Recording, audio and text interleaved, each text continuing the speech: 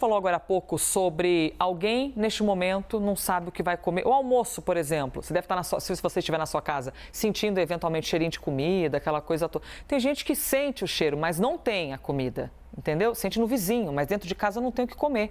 A fome atingiu 3 milhões e 200 mil lares brasileiros. Só no ano passado.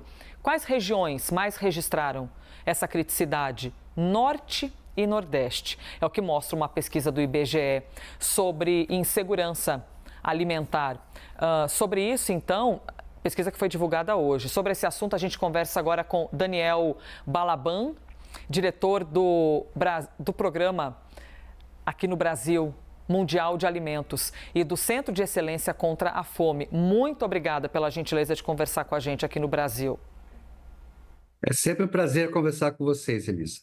Daniel, eu vou trazer aqui um olhar quase infantil, como se fosse uma criança, olhando para o nosso verde do Brasil, o tamanho do nosso agro, a quantidade de alimentos. E uma criança pode perguntar para um adulto, mas se tem tanta comida aparecendo aí, como assim alguém no Brasil passa fome? Por que essa comida não chega ao prato dessas pessoas? E é isso que eu quero te perguntar, Daniel. O que acontece? A gente ser essa potência produtora de alimentos e esse tanto de gente passar fome. As crianças têm sempre razão. Essa é uma pergunta muito lógica e não deveria acontecer. Mas, infelizmente, o Brasil, apesar de ter uma produção tão grande de alimentos, é um dos maiores exportadores de alimentos do planeta. O Brasil é um dos países que tem uma das maiores diferenças sociais do planeta também. Entre os 10 países com maior concentração de renda, sempre o Brasil se encontra. Então, nós temos pessoas, uma quantidade de pessoas com muito e uma quantidade grande de pessoas sem nada. Então, esse é o grande problema brasileiro, é um problema econômico. Então, é muito diferente dos países que nós atuamos, na África, no qual eles não produzem, eles não têm alimentos suficientes para as famílias. Aqui no Brasil, não. Aqui nós temos alimentos suficientes, não somente para alimentar toda a população brasileira, como também para exportar alimentos para grandes partes do mundo. E, infelizmente, várias pessoas não têm acesso a esses alimentos porque elas não têm dinheiro, não têm recursos financeiros para poderem comprar esses alimentos nos mercados. Então, o problema do Brasil é um problema econômico, né, e que tem que ser trabalhado. É angustiante, não é mesmo, Daniel? Estou aqui te ouvindo, até pensando a quantidade de famílias que moram também em assentamentos, aquelas ocupações de terra, que as pessoas também ocupam a terra para produzir seus próprios alimentos. Isso também acaba fazendo um pouco parte desse bojo do debate, né? Sobre o acesso à terra, o acesso ao alimento. E isso corrobora muito, claro, para além aqui, não que eu queira, a minha ideia não é fazer politicagem em cima do assunto de assentamento e tudo mais, mas um exemplo sobre o acesso à terra, ou seja, o acesso ao alimento, para que você não tenha um Brasil com esse tamanho de potência, Daniel, com gente ainda passando fome.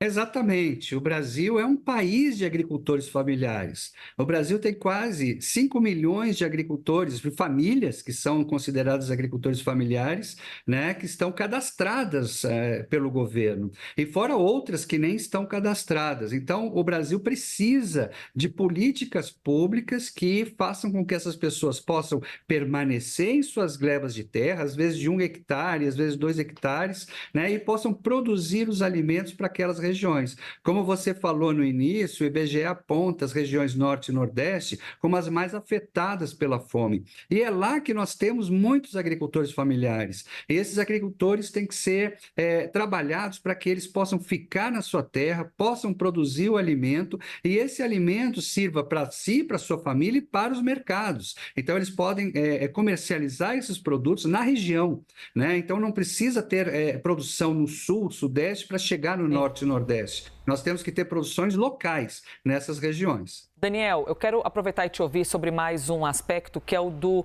desperdício de alimentos, né? De que maneira a gente poderia usar esse desperdício como uma política pública para reverter, para você aprender a reutilizar aquilo que chega de outros locais. Os restaurantes têm as suas regras, que eles não podem, por exemplo... É muito comum, às vezes, a gente entra num restaurante e pensa assim, ah, nossa, tudo isso que está sobrando de comida, não pode doar para alguém comer. Tem até uma regrinha que limita isso, né, Daniel? Para até se precaver juridicamente de problemas que possam dar no futuro se alguém passar mal com a comida que comeu do restaurante. Como é que a gente conseguiria reverter e melhorar isso? Pois é, Elisa, o Brasil é um dos países do mundo que mais desperdiçam alimentos. Quase um terço da produção brasileira de alimentos é desperdiçada nas suas várias etapas, desde a produção, comercialização, no transporte até o consumo final das famílias. E muitas vezes o problema também é aquele: nós temos mercados que têm o produto que já está prestes a vencer, né? Aquele produto que pode ser entregue para ação social ou venda por um valor muito mais baixo. O que a gente precisa é criar aplicativos, e já existem esses aplicativos que liguem as pessoas que precisam, né, os locais onde fazem alimentos, que fazem ação social, que sejam ONGs, que sejam igrejas, que sejam ações ou mercados, né, junto com aquelas pessoas que têm o excesso, o excedente, e sabem que aquele excedente vai surgir. Porque aí a gente consegue fazer com que esses alimentos cheguem a quem mais precisa. Tudo isso é uma questão de conversa, de botar todos à mesa e ver de que forma que nós possamos trabalhar em conjunto, seja governo, seja iniciativa privada, sejam as ações que estão sendo feitas hoje pelas ONGs, todos em conjunto, para que a gente consiga diminuir, porque um terço dos alimentos vai para a lata do lixo. E isso é inconcebível num país como o nosso, com tanta gente passando fome. Gente, um terço dos alimentos. Você vê a importância da gente poder ouvir-te, Daniel, e eu agradeço aqui de verdade pela entrevista, para que a gente tenha esse olhar em cima dos números e até o olhar crítico. Um terço na lata do lixo, isso é inimaginável. Importante da gente ter acesso à fonte direta da informação. Daniel Balaban, diretor do WFP aqui do Brasil e especializado nesses assuntos. Muito obrigada, Daniel.